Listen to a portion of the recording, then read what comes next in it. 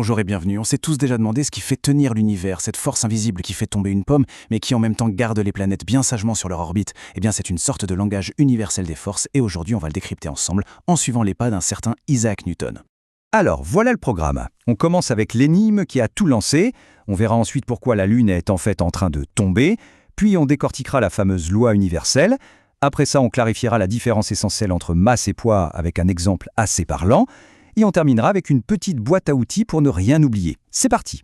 Allez, on commence par le début. On remonte le temps, direction le XVIIe siècle, avec une pomme, la Lune et une question qui va tout changer.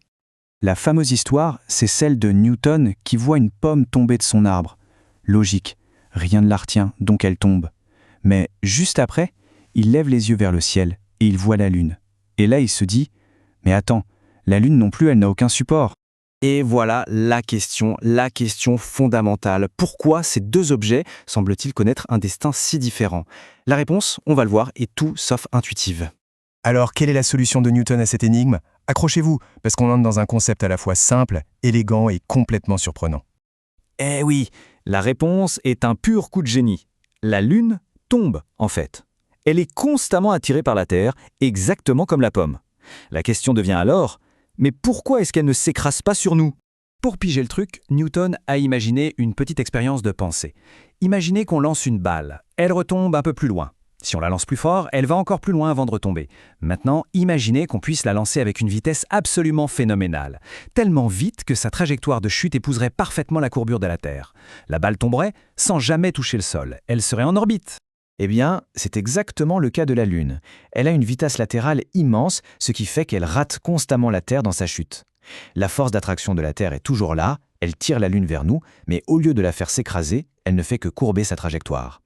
La Lune est donc dans un état de chute libre permanente. C'est cet équilibre parfait entre sa vitesse et la gravité qui la maintient en orbite.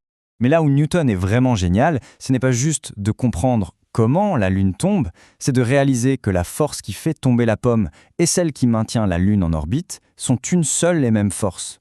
À l'époque, c'est une idée folle, les mêmes lois physiques sur Terre et dans les cieux. Et cette loi, il l'a traduite en une formule mathématique. Un point super important à connaître, notamment pour le brevet. Là, voilà cette fameuse formule. Ne prenez pas peur, on va la décortiquer tranquillement.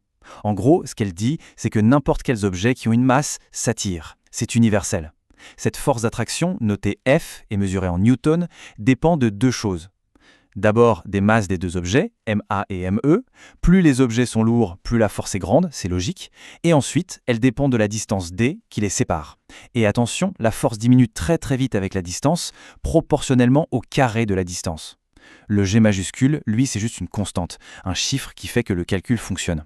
Ok, maintenant qu'on a posé cette loi universelle, il faut absolument éclaircir une confusion très fréquente, mais qu'il est crucial de maîtriser, la différence entre la masse et le poids. Ce n'est pas du tout la même chose. En fait, ce qu'on appelle le poids, noté P, c'est tout simplement le nom qu'on donne à la force d'attraction qu'une planète ou une lune exerce sur un objet. Et ce poids, il se calcule avec une formule très simple à retenir. P égale M fois G. Le M, c'est la masse de l'objet, et le G, c'est ce qu'on appelle l'intensité de la pesanteur. C'est une valeur qui, elle, dépend de l'astre sur lequel on se trouve. Et c'est là qu'est toute la différence. La masse, en kilogrammes, c'est la quantité de matière qui constitue un objet. Votre masse est la même, que vous soyez sur Terre, sur la Lune ou en train de flotter dans l'espace. Elle ne change jamais. Le poids, par contre, c'est une force, mesurée en newton. Et comme c'est une force d'attraction, il dépend de l'astre qui vous attire. Votre poids n'est donc pas le même sur la Terre et sur la Lune. Pour que ce soit limpide, prenons un exemple concret qui parle à tout le monde, un astronaute. On a un seul corps, mais deux réalités physiques complètement différentes. Prenons un astronaute avec tout son équipement. Sa masse totale est de 150 kg. Sur Terre, son poids est de 1470 newtons. C'est la force qui le plaque au sol. Mais sur la Lune, où la gravité est beaucoup plus faible, sa masse, elle, est toujours de 150 kg. Ça n'a pas bougé. Par contre, son poids s'effondre à 240 newtons. C'est environ 6 fois moins. Et voilà pourquoi les astronautes font ces bonds incroyables sur la Lune. Ce n'est pas qu'ils sont plus légers au sens de la masse, c'est que la force qui les attire vers le sol est bien plus faible. Parfait, on a vu pas mal de choses. Il est temps de récapituler et de ranger tout ça dans notre boîte à outils du parfait petit physicien pour bien comprendre la mécanique de l'univers.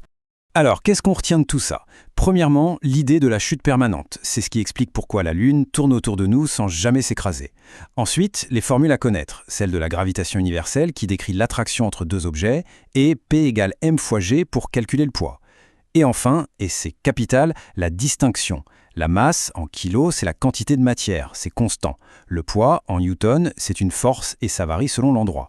Avec ça, on a déjà de solides bases pour décoder la gravitation. Finalement, que ce soit la pomme qui tombe ou les astronautes qui marchent sur la Lune, la gravitation, c'est ce fil invisible qui relie tout. On peut l'imaginer comme un immense élastique qui connecte tous les objets qui ont une masse. Sur Terre, cet élastique nous plaque au sol.